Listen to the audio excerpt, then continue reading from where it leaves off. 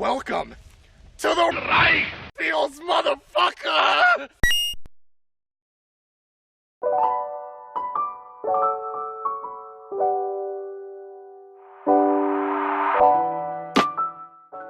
If you have a sensitive disposition to gross, racist, sexual related stuff, I recommend treading lightly with this one.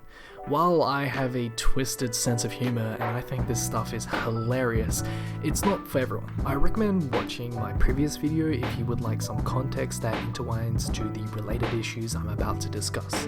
While it's not a prerequisite, it will give you context and help you out. For newcomers to this video, it will be pretty self-contained. With that out of the way, onto the chaos. One quick thing before I start.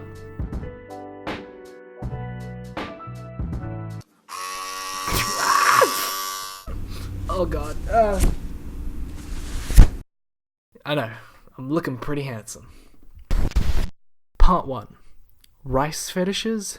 Let's get kinky. So with this video, I'm going to explain some high level ideas. And let me tell you mate, your brain is going to be in recovery mode after experiencing these high level ideas.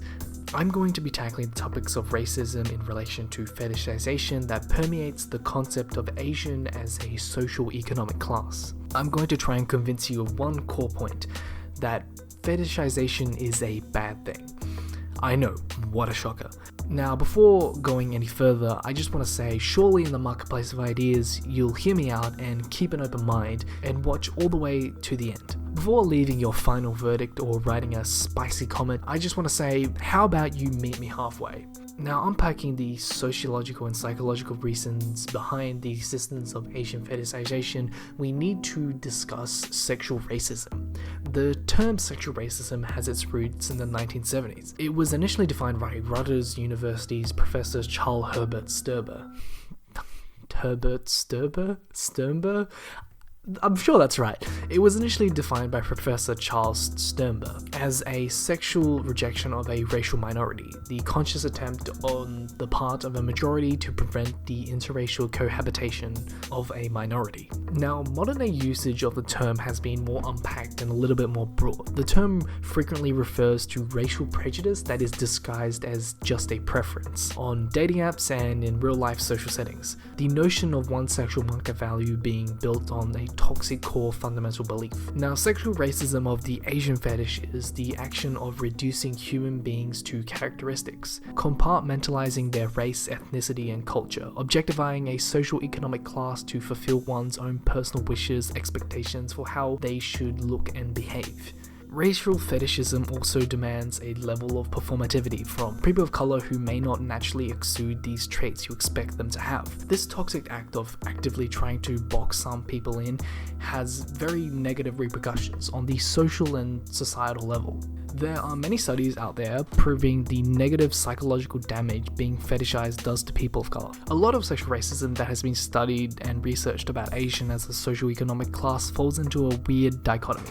Through psychological research, it has been found that Asians are fetishized for arbitrary, attractive facial features and cultural identity, while simultaneously being perceived as unattractive for those features and culture.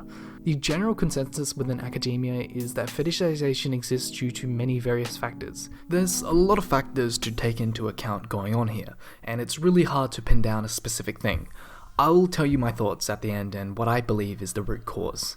Okay, now we've gone through the whole we live in a society section, let me level with you on a personal level real quick about the topics of sexual racism and Asian fetish stuff. I feel quite lucky in the sense that I've never really experienced any of that negative sort of sexual racism. While I know through people telling me stories and looking at facts and stats online that sexual racism is a big issue and it's demonstrably true, no one ever in my entire life has ever turned me down on the basis of race and ethnicity. In fact, it's always actually been the opposite. In my experience, I've received quite a lot of, let's just say, weird interactions and attentions because of my ethnic background. I've received some attention due to my biracial Japanese background. To play devil's advocate, I do look like a cute anime boy who has done a shit ton of cocaine. With that said, the attention I've gotten has been pretty uncomfortable and really weird at sometimes. Sometimes it can be kind of endearing, but most of the time it's uncomfortably shallow, and at the worst of times it's full-blown sexual harassment stemming from gross fetishistic sexual racism. I've received a few texts and comments like this. I mean, like, what the fuck? Like, now, I'm not showing you this to turn this video into the Pixel Hipster pity party. I'm showing you this to make a point. Also, to point out the obvious fact to Asian grifter feminists out there that I can't believe I have to state this, that Asian women don't have the monopoly on being fetishized. I know, what? I'm not saying it's exactly the same, it's night and day. When women get sexually harassed, there's the potential fear of sexual violence, while men, on the other hand, don't really have that. In my experiences, as a man who's taller than most women, I could have easily gotten myself out of that situation by making a scene if I really wanted to, but, you know, or like just pushing them away, but, you know, that's not really the type of person I am. Just a heads up, I'm going to be tackling this from the male perspective of being fetishized, because that's most of what I'm going to be covering here, because I've dealt with a lot of bullshit. Also, let me disclaim, I'm not saying all my experience with white women are bad. In my experience, white women are like 85% completely indifferent on the topic of race, and it's only like the 10% who have like some weird implicit or explicit racial fetish, and it's only like 5% who are like outright racist. You know, what I'm getting at here is this is a deeply muddled topic and can't and shouldn't be boiled down to white people are bad. While yes, in many cases that I'm going to present, you can make a strong argument that white people bad, but I personally believe that is a really unproductive conversation to have. And it's really unfair to all the white people who haven't done anything wrong, you know, the millions of white people who aren't racist. Well, white people have done the most damage. This is an issue that needs to be unpacked at length with actual care and more than 2 seconds of thought. Now we have some good bedrock here. Let's talk about the repulsive ways this sexual racism fetish nonsense can manifest. Also, I'm gonna say it again, also there is going to be a lot of weird racist shit in this. This is why the Jew fear the samurai. Is a rice queen. Rice queen. It's usually an Older white guy who's attracted to Asian men. And more attracted to like olive skin guys that are different than me, more so than I'm attracted to white people, first of all. It don't matter if you're white, black, Asian, or anything else. If you dumb, you dumb. And it was like a horror movie, you know, because suddenly I saw his entire apartment and there was just like rice patty hats everywhere and two katanas over the bed, you know. And in the middle of foreplay, he leans into my ear and I shit you not, he said to me, "So you gonna be my little geisha boy tonight?" Part 2. The Rice Queen. Hey, looking for some Asian booty? I've screwed more Asians than the Shanghai stock market. Lol. Okay. What do you want me to say? Congrats? Yeah, a congratulatory message would be great. Cool. Do you want to be my next Asian flame? I'll send it via UPS alongside with my interest in talking to you. Should arrive never. Well, thanks for the support, Ping Ping. I wonder what must go through your mind for you to even think that's okay to write to another human being. I have no further interest in talking. Best of luck. You need it. So, a while back after I finished my Woomif video, loyal Patreon and friend of the show, Barely Contained, who is a proud member of the LGBT community, pointed me to the phenomenon of Rice Queens. For the longest time, I've always had a weird fascination with the LGBTQ community. I don't really get the whole LGB alphabet crew or what have you. I don't really relate on any level, but I think it's really cool and fascinating. Queer theory and queer history has a lot of interesting stuff to learn from. How queer people fought so hard for gay rights and to be accepted within academia. The queer LGBT community seems real fun and nice, and you know, who am I to judge? Do whatever makes you happy, in my opinion. I'm a bit of a utilitarian in that aspect. Yeah, it seems really cool. So this is why I was so shocked to find out how racist some aspects of the LGBT community is, like openly. Yeah, I know, that's really surprising considering the LGBT community is most associated with pride, acceptance, and love, and all that happy, good gay shit. But there is a lot of precedent for cruel, gross, racist stuff in the darker aspects of the LGBT community. I know, oofed. Apparently, if you're not a gay, pale, soulless, Dave Rubin-looking homosexual, you're going to get a hard time in the gay community. Like, fuck you, Dave. Like, seriously. So, anyway, Rice Queens. What is a Rice Queen? Well, the Rice Queen has a dual definition. The first being a homosexual male of non-Asian descent who is predominantly attracted to Asian males. Most usually an older white man with a lot of money to spare and prefers younger, supple Asian men. Sometimes they have an affinity for Asian boys. Similar to the rice whore phenomenons plaguing Asian women in the Western world, the male white rice queen objectifies, sexualizes, and demoralizes his Asian counterpart. So the dual definition here is a rice queen can be described as the older white man who objectifies his Asian counterpart, or the said Asian male who plays into this racist rhetoric. Most of these rice queen relationships have an Asian male in the partnership who harbors some sort of internalized racism, and they often both share a racist worldview. The rice queen comes to believe by dating a white man, they will increase their social status within the gay community. You know, your average relationship built on internalized racism, nothing new here. They're just hurting themselves in the long run. If you want a prime example of a self-hating rice queen, here's a good and relevant one. It's Antifa's #1 fan, big king prick, self-hating rice queen, Andy No. For those who are not in the know, see what I did there? I'm very clever. When Andy No isn't getting punched in the head or being Islamophobic or doxing people so they can be attacked by Nazis or spreading misinformation and taking advantage of a politically polarized climate by radicalizing public perception for profit, he has time to be a massive self-hating rice queen. If you don't know, in Andy's personal life, he hates himself so much, he goes around pretending he's British, putting on a fake, horrible British accent, and because he wants to be white that badly. The TLDR is the rice queen phenomenon is a gay male version of the rice whore phenomenon. Not as cancerous, but pretty gross and racist. If you know a Gaysian like Andy No, the odds are he's probably a rice queen. I'm really attracted to Asian guys. Hi, GD. So I'm in Korea. Just last night I kissed random Japanese men on the streets. There's a very good reason.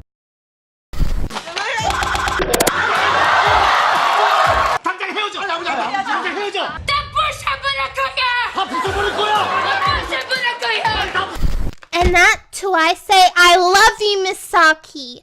You're my baby. No, really, I love you so much, Misaki. Misaki samurai baya desu. Part 3. The Rice Chaser. Weeaboos and Koreaboos. Hi, senpai. Notice me, please. Lol, noticed? OMG, you replied so fast. Watashi, I have a confession to make. Lol, what is this? Watashi wa aishiteru, suki, daisuki, honto desu, senpai. Gosh, get serious. Watashi wa honto ni suki. What intonation? Perfect. Okay, so the rice chaser is a word that is used to describe most oftenly a white lady who actively seeks out a partnership of a man with an Asian background. There are tons of white male rice chasers, but I'm going to save that topic for its own video. What I'm going to be focusing on here is the really large and vocal female members. Now, there is liking and taking part in someone else's culture and society in a healthy way, but then there's this absolute degeneracy. Most of these rice chaser women have an unhealthy obsession with Japanese and Korean pop culture, from anime to K-pop and even minute things like walking and talking. I guess I blinked somewhere in high school and that shit became really popular somewhere along the line. The affinity that draws these women to these specific cultures can be defined in academic language and the Marxist jargon as cultural colonial entitlement and commodity fetishism. Now, because of the aforementioned Eurocentric Asian beauty industry, these women are afforded a lot of social benefits and privileges in countries like Korea and Japan. They also subconsciously or sometimes explicitly think they are special for being white in a homogenous culture. Lucy, this is Lily Lucy Fly. So how long have you been in Japan? 3 weeks now. It's weird how everyone stares at you. It's like being famous. I feel like this goes without saying, but surrounding yourself with Asian people, Asian popular culture, and dating Asian men isn't a personality trait that makes you special. It's a delusion. Can't call me a weeaboo. I've spoke Japanese in many videos. I'm not triggered by it or anything. kawaii. Well, newsflash guys, you can't call someone a weeaboo when they're fully transitioned to Japanese.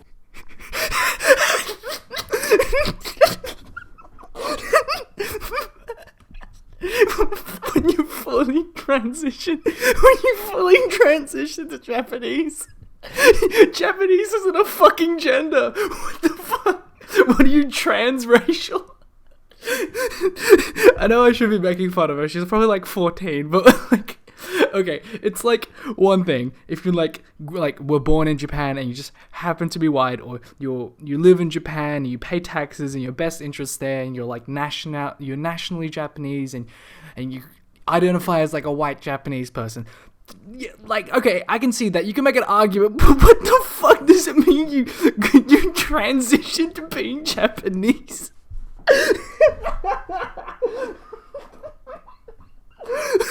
This is amazing. This is so good. This is so fucking good. So fucking... I'm dying. I'm fucking dying.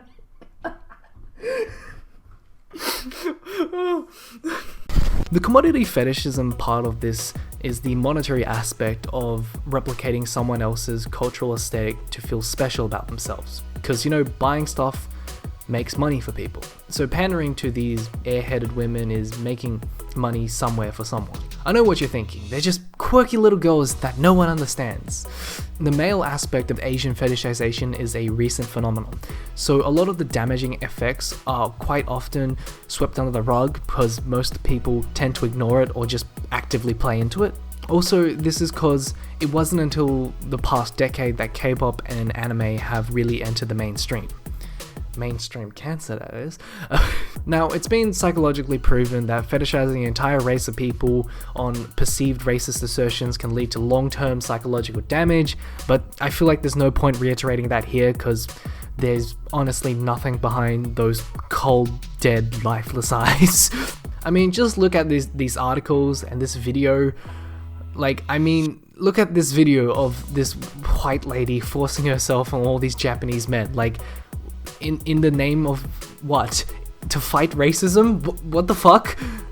I can't do this. I can't go to Melbourne and force myself on white girls and be all like, oh, it's all in the name of fighting racism. Now, the worst part I've already covered. Women who actively venture out of their own countries and galvanize upon their racist perspective. But there are ones who hold their fetishistic perspectives in their own countries. Obviously, I'm pretty biased here because I had to deal a lot with these girls, and I kind of find them very repulsive. I once hooked up with a white girl and halfway through she asks me to talk dirty to her in Japanese. I couldn't think of anything to say, so I just said ramen ga daisuki, which roughly translates to English as I want to eat ramen. The worst thing is that actually got her off. I mean, people on the right love talking about degeneracy and the end of Western civilization, but that right there, that is actual degeneracy and the actual end of Western civilization. Like, what the fuck? Okay, now I bring this up because yes, it is hilarious, but I bring it up to highlight a point of observation. RiceChasers don't give a fuck. Their racist brain thinks it is all the same, you know? She didn't know or care what I was saying. It vaguely sounded Jappy and Oriental to her, so she loved it. RiceChasers fetishize this idealized plastic form of Asianness. It's all the same to them. It's a classic case of Orientalism. I love this quote I found on the internet, and I feel like it sums up everything so perfectly. Modern Orientalism embodies a systemic discipline of accumulation. Far from being exclusively an intellectual or theoretical feature, it made Orientalism tend fatally towards systemic accumulation of human beings, territories, and cultures. I said it before, and I'm going to say it again. The biggest problem with RiceChasers and all this fetish nonsense is the idiot men and women who actively play into it. Speaking of the men who actively play into being fetishized,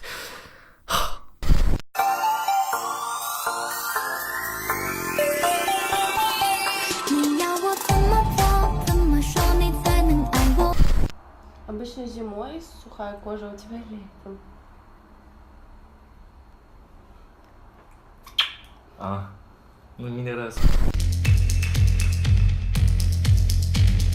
Part 5. AMWF. I know you actually meant to say it as AMWF, but I think it's funnier to say it like as like a word, because I'm a dickhead. What is an AMWF relationship? An Asian male-white female relationship, the smaller but more balanced counterpart to WMF. Instead of marrying for sexual fetishism, race, and prestige, most AMWF relationships are built on love, respect, on being equal partners. It's two confident individuals rowing against the currents of institutionalized racism. Most AMWF couples have equal educational attainment and bring in similar incomes. As a result, AMWF Happa children are more balanced. AMWF equals life goals. Oh my god, I think I'm gonna throw up in my mouth. Whoever wrote this, eat my dick, seriously. Okay, like in the thing I just read out previously, while AMWF statistically is much better than, say, other interracial couplings such as WMF, you know, education, income, whatever, it's statistically is a lot higher, okay. It doesn't have the skyrocketing numbers of divorce, domestic abuse, and sexual violence other problematic interracial relationships have, but with that said, it's still kind of gross, and I still think it's very problematic. Like WMF, most AMWF couples are fetish couples. And also, you're not special for being in an interracial relationship.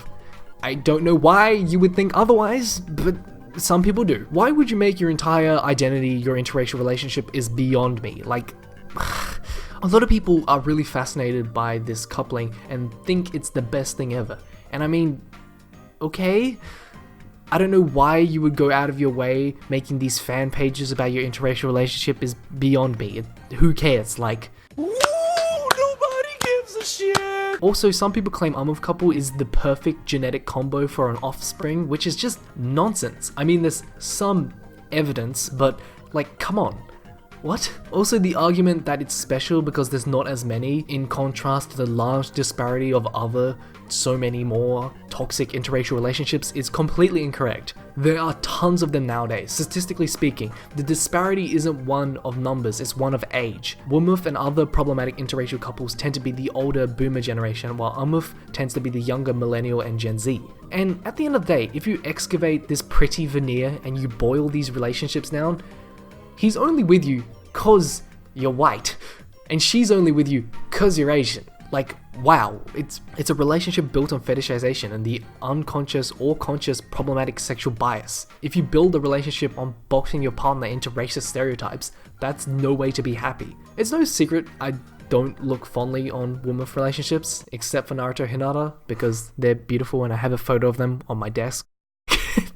It's no secret I don't look fondly on most WMF relationships, but don't interpret for a second that's me actively endorsing the alternatives. Unlike people who engage in this fetish cancer, I actually have morals and principles I stick to. In my previous video, it kind of sounded like I was attacking WMF relationships specifically because I had an axe to grind. Let me just say upfront here, I think all relationships built on a fetish are problematic. It doesn't matter what kind. Let me get personal with you for a second.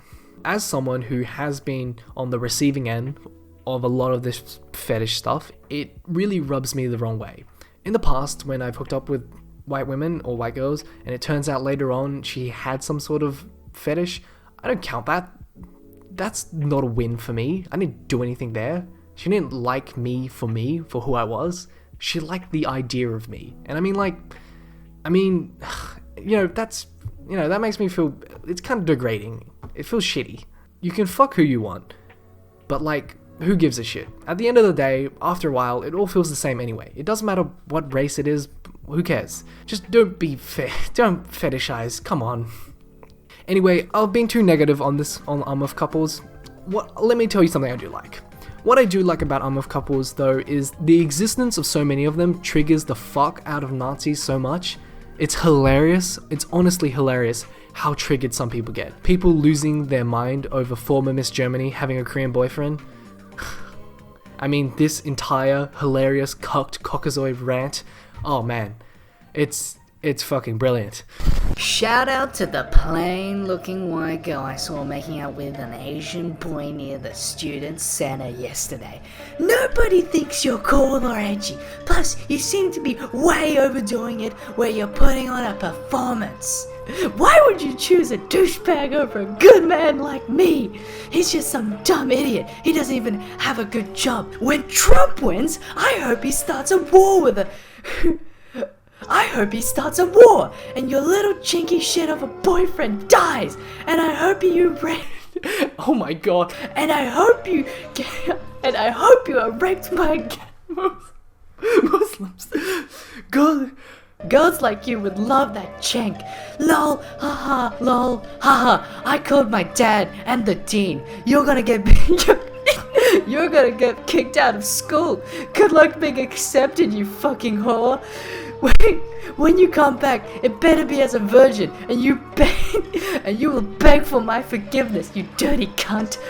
Be grateful that I will have you after you touch that bamboo coon.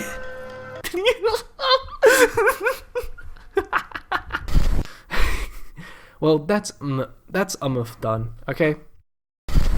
Part 5, bonus!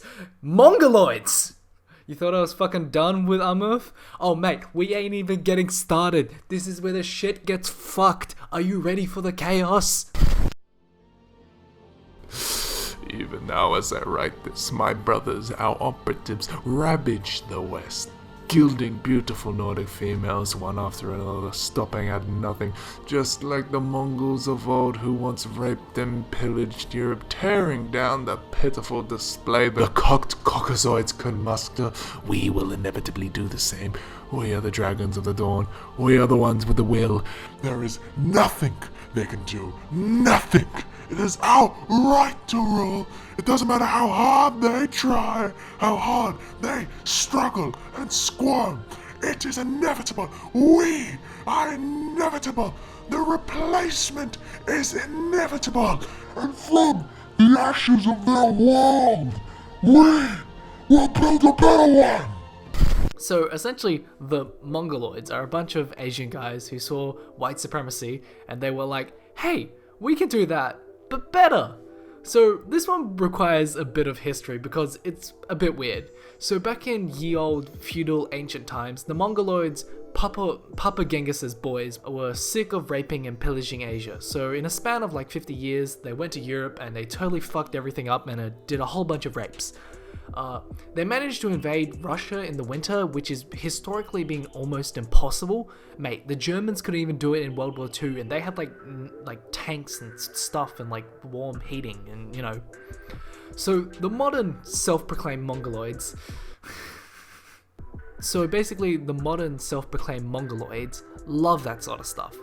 They also love to consensually have sex with Caucasian women. Oh my god, I am so sorry. They refer to the act of interracial sex as gilding. If you don't get the meme, don't worry, it's dumb. If there's any white women watching this, I just want to apologize. Here's their website, Golden Ascent. It's a true place of something. The antidote to white supremacy is making fun of it through Mongoloid supremacy. Fuck yeah, I can get behind that. A lot of their stuff is very, I think it's very funny, but it's also in really poor taste. Here is a great meme I found on their subreddit while doing research for this video.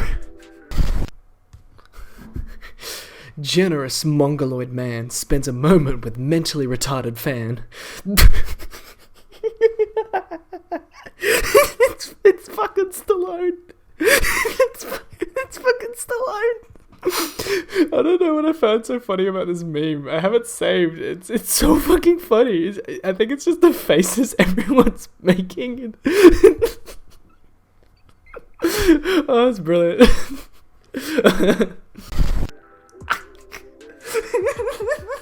It's Faraday Speaks. That's Faraday Speaks. I mean, this being proud of your own culture, and then this just absolute whatever this is. These guys are idiots who perpetuate the white genocide, great replacement conspiracy theory. Oh, by the way, completely unrelated. If there's any Nazis watching this, white genocide is real. It's really happening. It's true. I impregnated 14 white women today and killed 37 white men. Yeah, it's over for Western civilization. White genocide is real. Okay, back to Mongoloids. I'm assuming this is some weird fetish sex thing, because a lot of these photos are just Asian guys with their white girlfriends. I'm kind of indifferent with people having their weird sex role kinks or whatever. I'm not gonna lie, I have my own weird sex kinks as well. Just as long as people don't bring their weird sex kinks into like the real world or post it all over the internet, like who cares? I'm 50% sure this is like an elaborate shitpost directly aimed at my expense. But if it's not, I just want to say humanity was a mistake and it's over for Western civilization. Literally 3 Western females, celebrities in the news in the last day, all with Asian boyfriends. Last night it was Ronda Rousey. Emma Watson made entertainment news with the first sneak peek of her singing. And now, Mariah Carey makes news with her New Year's performance. Mariah Carey has been in the tabloid for months because she has cheated on her billionaire white Australian husband with an Asian guy. Yet more proof! Asian men get the elite white / Western females. Riced. Fad dating pisses me off. I've lost 2 women to niggas. How are you going to just throw away all that time you spent with someone who you enjoy being around just to look progressive and not racist? And worse yet, completely cut all ties for good. People who fad date should be gassed. Oh, amazing. Oh, I love the internet. Part 6. Conclusion. If you made it this far, I just want to say, I'm sorry. Also, fucking pull me out of the simulation. Oh fuck, I went into deep. Morpheus! Okay, I need to quickly get something off my chest. Doing these videos is really hard because if you search AMWF or WMF into Google, the first 20 pages of results are just porn. It's all porn. I wanted to get some AMWF footage for this video, so I googled AMWF footage HD into Google, and oh my god, that was a lot of porn. This is why I don't watch porn anymore. Just, oh my god. Okay, let's get serious. All memes aside. Why do Asians get fetishized? Well, it's simple. Well, it's cause we're so damn hot. Asian fetish is essentially just the background radiation of colonial white supremacy, a byproduct brought by the commodity fetish aesthetic of Orientalism, and also because, yes, we're so damn hot. You can probably gather this by just watching my videos and listening to my perspective, but anyway, let me hit you with a nuclear hot take here. The Asian community, or online Asian community, has never given me a sense of community, solidarity, or acceptance for who I am. If anything, it's been the complete opposite. Asian men hate Asian women hate Asian men, Asian women hate other Asian women. Oh wait, that last one always confused me. Also, can someone please explain why Asian women hate Asian men so much? What do we do? Like seriously. Full mixed race Asians hate mixed race Asians, like myself. Western Asians hate international phobia Asians. Chinese hate Japanese, etc. High class Asians versus low class Asians. Mate, there's no solidarity at all. I personally feel big part of this infighting could be avoided if people weren't too busy playing into their own self-hate and were so willing to be fetishized to win white brownie points. Let's get back to the core topic about fetishization. The reason, in my opinion, all this fetish stuff has gotten so big is pretty simple.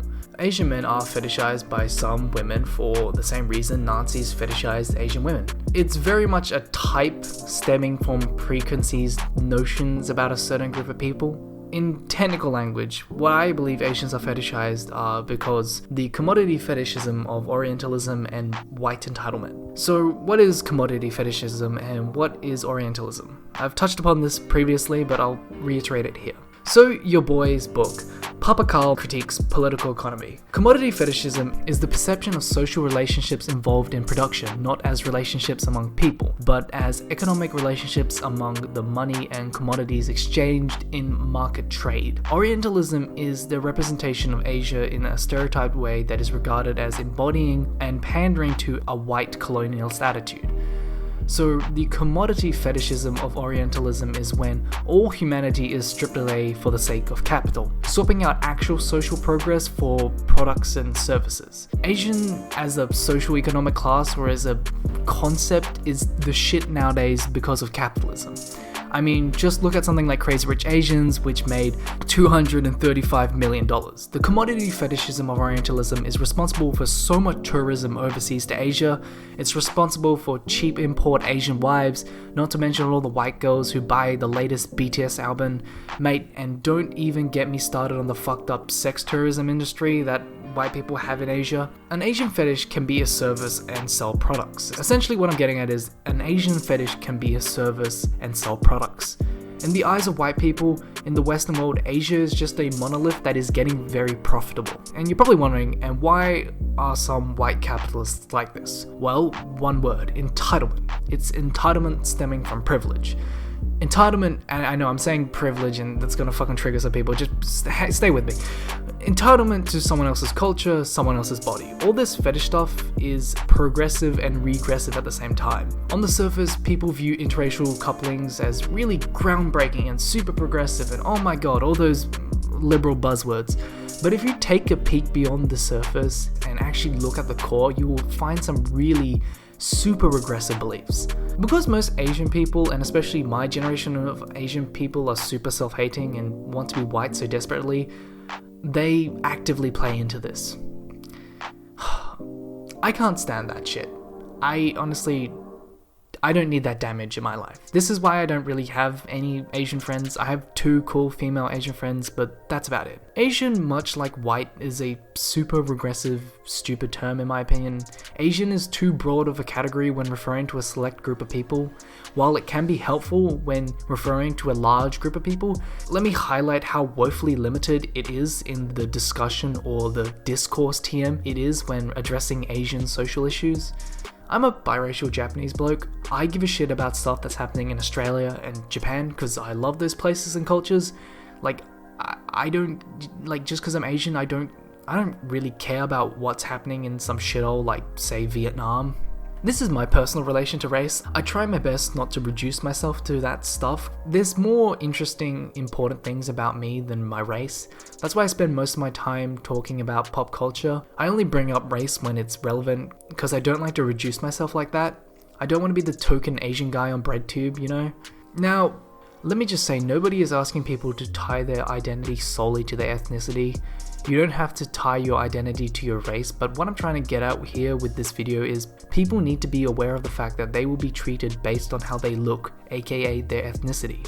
Also, I can't believe I have to clarify this, but we do live in a politically polarized time, so I'm not saying like reverse racism is the answer here. I clearly don't like the Mongoloids. This video isn't about feeling guilty for being white or whatever those reactionary chuds are saying. I hate this rhetoric and I hate the people who endorse it. I have no respect for token Asian conservatives because token Asian conservatives talk about how much they hate identity politics and how much the left makes people into victims and puts people into groups without acknowledging the fact the only reason they have a position of power to begin with is because of their race and the fact that they pander to white people.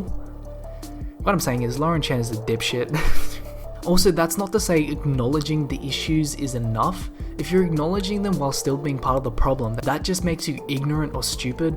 Acknowledging it isn't enough if you're still part of the problem. Virtue signaling and hashtag checking your privilege doesn't do anything for anyone. All you're doing is being aware of the problem while still being a part of it. You're still harboring that internalized racism, that racial baggage, and that racist expectation of your relationships. Your relationship is still built upon fetishization. It doesn't matter if you're aware of an issue if you don't do anything. That doesn't do anything for anyone. If anything, it's worse. You can offer up as many empty goddamn platitudes as you want, but you're still a rice whore. It doesn't do anything for anyone, and I don't care. I feel like we need to rethink the way we view race and racism, because right now people view racism as something that happens because people are just mean and dumb. Racism isn't binary. It's like Shrek and onions. It has layers. It's not, ooh, some people are just mean and they need love to stop. We need to understand race and racism as not a personal but a systemic concept. Part of making these videos is to shed light on these topics. I've stated in the past I don't like talking about this sort of stuff because it's not my responsibility to educate the rice whores or the rice chasers of the world. I can't and shouldn't be responsible for that. It's not my job to educate people. While that is a big part of it and I do take pride in that, I do this because it's fun, and a lot of the stuff I read up on is hilarious and I enjoy making videos. I feel like it's really unfair being the sole authority on issues like this. Nobody needs my absolution, and the fact that some people want it is just beyond me. I don't understand why people get so triggered over my stances on issues like interracial dating. Like, why do you care about my position? I'm well within my rights to speak my opinion and talk about things that people don't like to talk about. You're free to fuck and fall in love with whoever you want, but you're not free from criticism. I don't really have an endpoint. I'm just a kid with a YouTube channel using my free speech to point out the evidence and give my take. I'm going to end this with a story about an interaction I had with one of my female Asian friends. We were out one night at this rooftop bar and we're having a good laugh, telling funny, cringy stories about white people who tried to fetishize us until the mood turned kind of somber. I remember distinctly what she said. What she said was, you know what really rubs me the wrong way about all this fetish stuff? It's like, so what? So what there is a really large vocal number of people who just want to fuck us nowadays. It doesn't undo all the shit I had to endure. Getting bullied in primary school, getting called ugly, having white kids pull their eyes out at me, being told I was flat-chested and never going to get a husband and I was going to die alone. So what? They don't know what it's like to have your humanity stripped away and arbitrarily reinstated just because some white guy out there wants to stick his dick in you. So what about this fetish stuff? They don't know what that's like. They don't know how that feels. They don't know what it's like to have your identity stolen and turned into their goddamn hobby. Like, wasn't that what they left me with? Like, seriously. So, who cares? And, you know, that really made me uncomfortable, but that also really resonated with me a lot. As someone who was told by his family and peers growing up to be ashamed and hate the half of himself that made him different, all this fetish stuff does rub me the wrong way. And the more I think about it, it's even more insulting. Because what? All that time and effort I put into working on myself and coming to terms with who and what I am and being proud of what I am, that was, for nothing? All that stuff, that bullshit I had to deal with? Like, so what, you know? It doesn't go away. It doesn't change anything. If anything, it's just an even bigger slap in the face. It's like being told, my existence only matters now because it's profitable and it makes money, so there we go. Now, because they say so. So, yeah.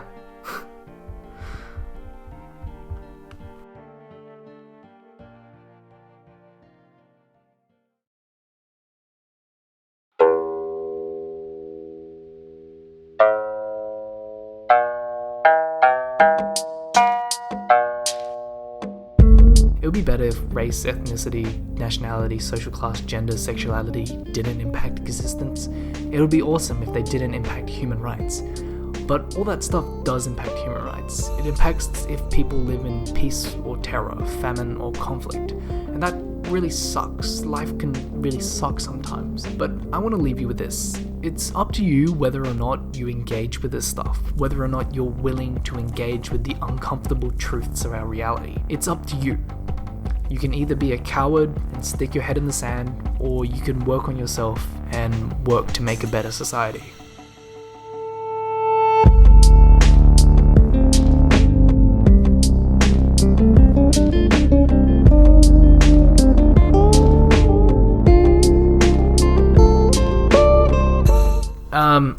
Hey mates, welcome to the end of the video. After almost 3 months of writing and rewriting and editing, after like 200 hours, this video is finally done. Whoopee, I am in so much fucking pain. Please like the video, that really helps me out. Also, if you feel up to it, leave a comment, hopefully a nice one. Jesus Christ, please don't bully me. Tell me if you agree or disagree. Let me know. I love reading the comments all the time. I think they're all good. Even the ones of me calling me a cultural Marxist propagandist evil boy. I think those are hilarious. Yeah. Find me on Twitter at pixel_hipster. That's capital P, capital H. Same on all social medias pretty much. For one-time donation, I have a PayPal. Thanks to all my patrons who make these long-form videos possible. Special thanks to Barely Contained, Deus Ex Caffeina, and Michael Grims. They make all this stuff really possible, and thank you for sticking by me. These fucking, yeah, awesome. Thank you to everyone else on my Patreon. Now onto my Patreon question. Dominic asks, as a half Japanese Australian, would you say you experience race in Australia? How would you say you experience race in Australia? Have you had trouble with racism? Are there any differences in the way Australians think about race than to how Americans do? I think you said you were half Japanese and half Australian. If that's not correct, my bad. I said I was a Japanese Australian and a white Australian, but yeah, nah, you're alright, mate. I've had some trouble with racism in the past, like, you know, this video topic. I was in very early primary school, I was bullied a little bit on my ethnicity, but then also when I went into high school, I became like a racist reactionary chud, so I kind of did the whole Harvey Dent thing. I lived long enough to see myself become the villain. I've had some experiences with like the rice whore feminist types and like, you know, white girls with weird racist fetishes. Also, yeah, you know, there's the occasional run-in, but I feel like a lot of people have gotten better in Australia over the past couple of years. A lot of people are quite like polite when they talk about race. They don't really be like, they're not like, oh, where are you from? They'll be like, oh, what's your background? And you know, most people don't really bring it up. You know, there are some few people who are pretty like have obvious disdain towards me because like I'm not white, but you know, you just ignore those stuff and just go on with your day. Just don't really let that stuff get to you. On the topic of racism in America and Australia, from what I gather online, America is much worse in its race relations. Like, yeah, like yikes. Americans are really fixated on this idea that to be like a real American or American, you intrinsically have to be white, while Australians have like moved away from that idea, and it's like never really been the case here because Australia has always been a quite a diverse nation from its inception. So yeah, America seems like a dystopian shithole to me. I'm so glad I don't live there. I'm sorry.